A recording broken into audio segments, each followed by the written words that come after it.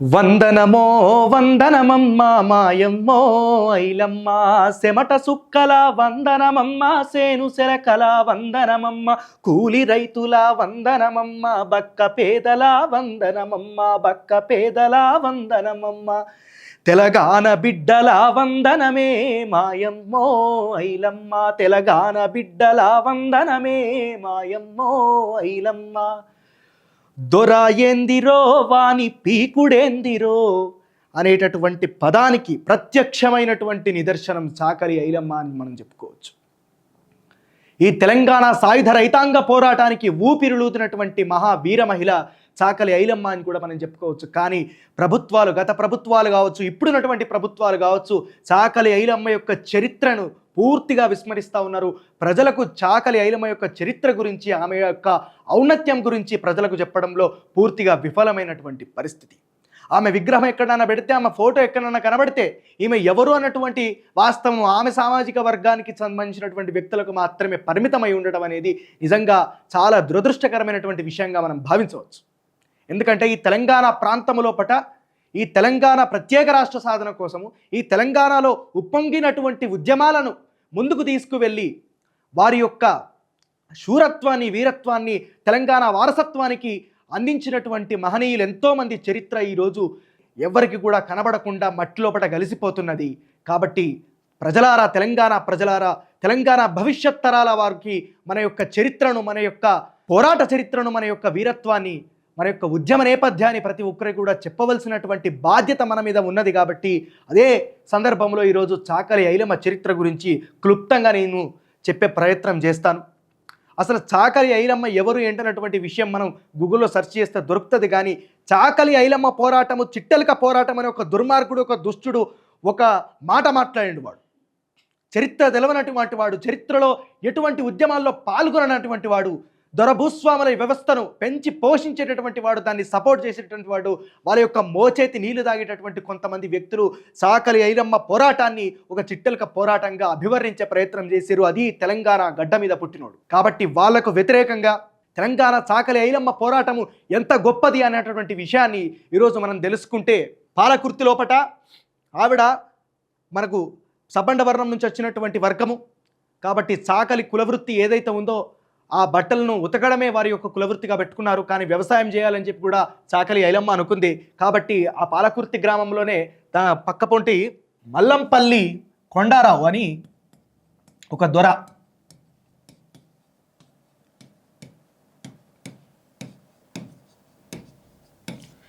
ఈయనకు ఒక 40 ఎకరాల భూమి ఉన్నది. ఈ 40 ఎకరాల భూమి లోపల ఒక 4 ఎకరాలను చాకలి ఐలమ్మ కౌలుకు తీసుకొని సాగు చేసింది, వ్యవసాయం చేస్తుంది. కాబట్టి ఆమె ఒక చాకలి కులం నుంచి పుట్టినటువంటి ఒక మహిళ. మేము కనబడితే, దొరలు కనబడితే మా ముందు తల వంచుకొని, నెత్తికి రుమాలు చుట్టుకొని, చెప్పుల్ని చేతుల పట్టుకొని నడవాల్సినటువంటి ఒక కుటుంబము, ఒక సామాజిక వర్గము ఇట్లా వ్యవసాయం చేస్తుంది అని చెప్పి తెలవగానే మరి పాలకుర్తి శేషగిరిరావు అనేటటువంటి భూస్వామి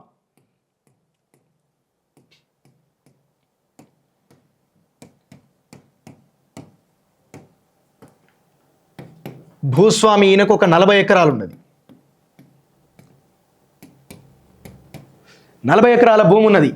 ఈ 40 ఎకరాల భూమిలో పట్ట సొంతంగా చాకలి ఐలమ్మ వ్యవసాయం చేయడం ఏంది, నా పొలంలోకి వచ్చి పనిచేయాలి అని చెప్పి ఒత్తిడి తీసుకొచ్చే ప్రయత్నం చేసిండు. అక్కడ ఉన్నటువంటి ఈమె అప్పటికే ఆంధ్ర మహాసభల సభ్యురాలుగా ఉన్నది, అంటే ఎర్రజెండా కమ్యూనిస్టులతోటి ఉన్నది.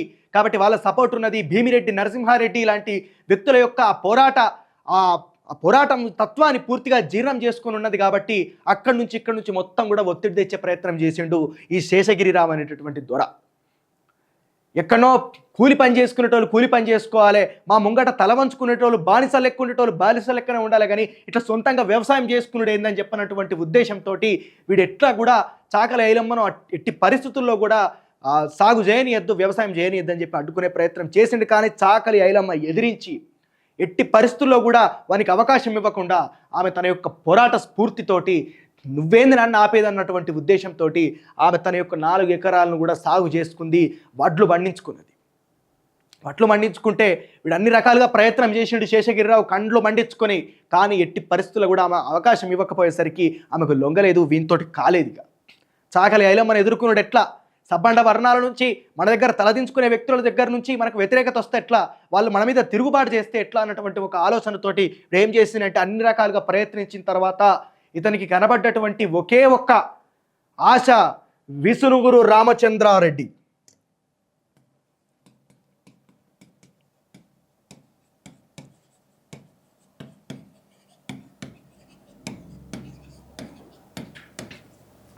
ఎవడైతే ఆడబిడ్డలను బట్టలుడదీసి బతుకమ్మలు ఆడిచ్చిండో, ఎవడైతే నల్లగొండ నుంచి వరంగల్ వరకు నెత్తుటి ఏరులు బారిచ్చిండో, ఎవడైతే రజాకార్ల సైన్యానికి జనరల్ సెక్రటరీగా పనిచేసిండో వాడే విష్ణూరు రామచంద్రారెడ్డి.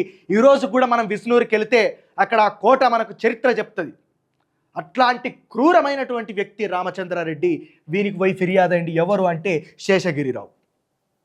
ఇక్కడ ఫిర్యాదు అవుడుతోటే రామచంద్రారెడ్డి ఏం చేసిండే, తన మనుషులు తన గూండాల్ని చాకలి ఐలమ్మ పొలం దగ్గరికి పంపిండు, దాడి చేసే ప్రయత్నం చేసిండు. కానీ చాకలి ఐలమ్మ ఆవిడ కుటుంబం మొత్తం కలిసి కూడా వాళ్ళని ఎదుర్కొన్నది, వాళ్ళని బెదిరించింది, వాళ్ళ మీద దాడి చేసింది, వాళ్ళతో పోరాడి వాళ్ళని అక్కడి నుంచి తరిమికొట్టే ప్రయత్నం చేసింది. అక్కడ మొట్టమొదటి ఓటమి అటు శేషగిరిరావుకు ఇటు రామచంద్రారెడ్డికి కలిగింది చాకలి ఐలమ్మ చేతిలో. వాళ్ళకి కళ్ళని మండినాయి. వాళ్ళందరూ కూడా ఎట్టి పరిస్థితుల్లో కూడా చాకలి ఐలమ్మను ఎట్టి పరిస్థితుల్లో కూడా ఎదగనియద్దు, తిరుగుబాటు బావుటాగా ఎగరనియద్దు అన్నటువంటి ఉద్దేశంతో ఏం చేశారంటే ఇక్కడ రామచంద్రారెడ్డి మళ్ళీ కొంతమంది గూండాలను చాకలి ఐలమ్మ ఇంటికే పంపించాడు. ఇంటికి పంపిస్తే ఒక చేతిలోపట ఎర్ర జెండా పట్టుకొని, ఒక చేతిలోపట కొడవలి పట్టుకొని రన్రా కొడకల్లారా అని చెప్పి ఎదిరించి మాట్లాడినటువంటి మాటలు నేటి తెలంగాణ ఉద్యమానికే స్ఫూర్తిగా నిలిచినటువంటి పరిస్థితి. అది చాకలి ఐలమ్మ ధైర్యము, సాహసం.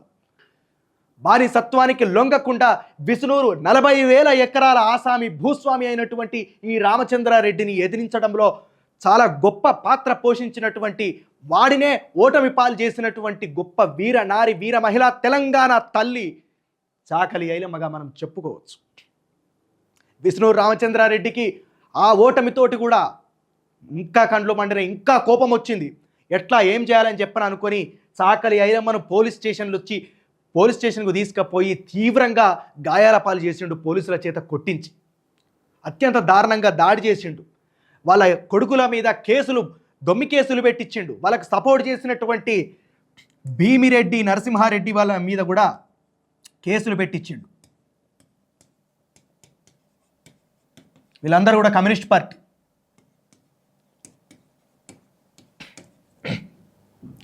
వీళ్ళ మీద కూడా దొమ్మి కేసులు పెడితే కోర్టు నుంచి తీర్పు వేరే విధంగా వచ్చింది. విష్ణూరు రామచంద్రారెడ్డికే వ్యతిరేకంగా వచ్చింది. వాళ్ళు రిలీజ్ అయ్యారు. అయినప్పటికీ కూడా వాళ్ళ మీద ఎప్పటికీ దాడులు చేయించడము, ఆ తర్వాత వాళ్ళను చాలా వేధింపులకు గురి చేసే ప్రయత్నం చేయడము, ఇట్లా రకరకాలుగా జరిగినాయి. కానీ ఆ సందర్భం లోపట ఎన్ని అవాంతరాలు ఎదురైనప్పటికీ, ఎంత వ్యతిరేకత వచ్చినప్పటికీ, విష్ణూరు రామచంద్రారెడ్డి లాంటి వ్యక్తులు ఎంత వేధింపులకు గురి చేసినప్పటికీ, ఎన్ని దాడులు చేసినప్పటికీ కూడా చాకలి ఐలమ్మ ఎర్ర జెండాను విడిచిపెట్టలేదు, తన యొక్క పోరాట స్ఫూర్తిని విడిచిపెట్టలేదు, ఆ ధైర్యాన్ని, ఆ సాహసాన్ని కూడా విడిచిపెట్టకుండా నిత్య పోరాటం చేసింది, నిరంతర పోరాటం చేసి గెలుస్తూనే వచ్చింది ప్రతి విషయంలో కూడా. అట్లాంటి పరిస్థితుల్లోపట రామచంద్రారెడ్డి ఏం చేసినంటే మానసికంగా దెబ్బతీయాలన్నటువంటి ఉద్దేశంతో ఆమె యొక్క కూతురు మీద అత్యాచారానికి ప్రయత్నం చేసిండు తన మనుషుల చేత. విష్ణూరు రామచంద్రారెడ్డి తన గుండాలను పంపి చాకలి ఐలమ్మ కూతురు మీద అత్యాచారం ప్రయత్నం చేసిండు, ఎత్తించిండు. వీళ్ళందరికీ కోపం వచ్చింది. వెంటనే దీని అంతటికి కారణమైనటువంటి శేషగిరిరావు ఇంటికి మన చాకలి ఐలమ్మ కొడుకులు వెళ్ళి అక్కడ మొత్తం కూడా ఆ కోటను కాల్చేసి, ఆ గడిని కాల్చేసి అక్కడ మొక్కజొన్న పంటను పండించే ప్రయత్నం చేసిర్రు. ఇంత పోరాటంతోటి కూడా వాళ్ళు వడ్లను వ్యవసాయం చేసిర్రు, సాగు చేసిర్రు. నల్లని బురద నుంచి మల్లెపువ్వు వంటి అన్నాన్ని బయటికి తీసిర్రు, ఇంటికి కూడా పట్టుకొని పోయిండ్రు. గెలిచిండ్రు వాళ్ళు. భూమి కోసం, భుక్తి కోసం పోరాటం ఆ స్థాయిలో అప్పుడు జరిగింది. అట్లాంటి పరిస్థితుల్లోపట పోరాటం కొనసాగుతున్నటువంటి నేపథ్యం లోపట తను వ్యక్తిగతంగా పోరాటం చేస్తూ, వ్యవస్థతోటి పోరాటం చేస్తూ, అప్పుడున్నటువంటి సామాజిక పరిస్థితుల లోపట ఆ పోరాటాన్ని కొనసాగిస్తూ ఉన్నటువంటి నేపథ్యంలోనే తన యొక్క భర్త పిల్లలు అందరూ కూడా చనిపోవడం జరిగింది. కానీ ఇంతకంటే ఏం చేస్తాడు దొర, ఇంతకంటే వానితోటి ఏమవుతుంది అన్నటువంటి ఆలోచనతోటే చివరి వరకు ఆమె ధైర్యంతో సాహసంతో ఉన్నది. చివరి వరకు కూడా తన పోరాటాన్ని కొనసాగించే ప్రయత్నం చేసింది. ఇది కాదురా పోరాటం, ఎట్లా చిట్టెలక పోరాటం అవుతుంది ఇది. విసునూరు రామచంద్రారెడ్డి అంటే మొత్తం హైదరాబాద్ సంస్థానంలో ఉన్నటువంటి రజాకారుల సేనకు మొత్తం కూడా ఒక సైన్యాధిపతిగా జనరల్ సెక్రటరీగా వ్యవహరించినటువంటి వ్యక్తి. వాడు చంపితే కూడా అడిగేటోళ్ళు లేడు. అట్లాంటి వ్యక్తితోటి పోరాటం చేసినటువంటి వీర మహిళ తెలంగాణ తల్లి సాకలి ఐలమ్మ కాదా? ఈ విధంగా ఏ రకంగా చిట్టెలక పోరాటం అని చెప్పి మాట్లాడతాం. ఇది అది ఎంతమందికి స్ఫూర్తినిచ్చింది, ఎంతమంది ఉద్యమకారులకు స్ఫూర్తినిచ్చింది. దొరగడీలకు ప్రత్యక్ష పోరాటం చేసి నిలిచి గెలిచినటువంటి వీర మహిళ సాకలి ఐలమ్మ కాదా అని చెప్పి ఈ సందర్భంగా ప్రశ్నిస్తా ఉన్నా. తెలంగాణ ఉద్యమకారులను, సాయుధ రైతాంగ పోరాట శూరులను, వీరులను మీరు ఏ విధంగా అవమానిస్తారని చెప్పి ప్రశ్నిస్తూ ఉన్నాం. ఈరోజు తెలంగాణ బిడ్డలుగా, తెలంగాణ వారసులుగా మేము అడుగుతూ ఉన్నాం. ఎవడైనా సరే కాలోజీ అన్నట్టుగా కొంచెం మార్చితే, ప్రాంతేతరుడు ప్రాంతం గురించి మాట్లాడితే ప్రాంతం పొలిమేర వరకు తరిమి కొడతాం. ప్రాంతంలో పుట్టిన వాడే ప్రాంతం గురించి తప్పుగా మాట్లాడితే ప్రాంతంలోనే పాత్ర పెడతామని చెప్పి సందర్భంగా తెలియజేసుకుంటా ఉన్నాం. కాబట్టి ఎవ్వరు కూడా చాకలి ఐలమ్మ గురించి కావచ్చు, దొడ్డి కొమరయ్య గురించి కావచ్చు, కొమరం భీం గురించి కావచ్చు, రకరకాల పోరాట యోధుల గురించి, ఎవరి గురించి అయినా సరే తెలంగాణ గడ్డ మీద పుట్టి పోరాటం చేసినటువంటి ప్రతి పోరాట యోధుని గురించి తప్పుగా మాట్లాడితే మాత్రం అది ఎట్టి పరిస్థితుల్లో కూడా ఆహ్వానించదగ్గ విషయం కాదు. కాబట్టి సమాజం కూడా మన చరిత్ర గురించి తెలుసుకోవాలి. సమాజం కూడా మన చరిత్ర పట్ల స్ఫూర్తిని కలిగి ఉండాలి. నిరంతరం కూడా వాళ్ళు ఏం చేసిర్రు, ఎందుకు చేసిర్రు, దానివల్ల ఏం జరిగింది, ఎట్లాంటి ఫలాలు మనం పొందినం అన్నటువంటి ఆలోచన, ఆ స్పృహ అనేది ప్రతి ఒక్కరి లోపల కలగాలని ఆశిస్తూ ఇలాంటి న్యూస్ కోసం లైక్ చేయండి, షేర్ చేయండి, సబ్స్క్రైబ్ చేయండి. Stay tune to NR news updates. ప్రతి క్షణం ప్రజాపక్షం. Thank you.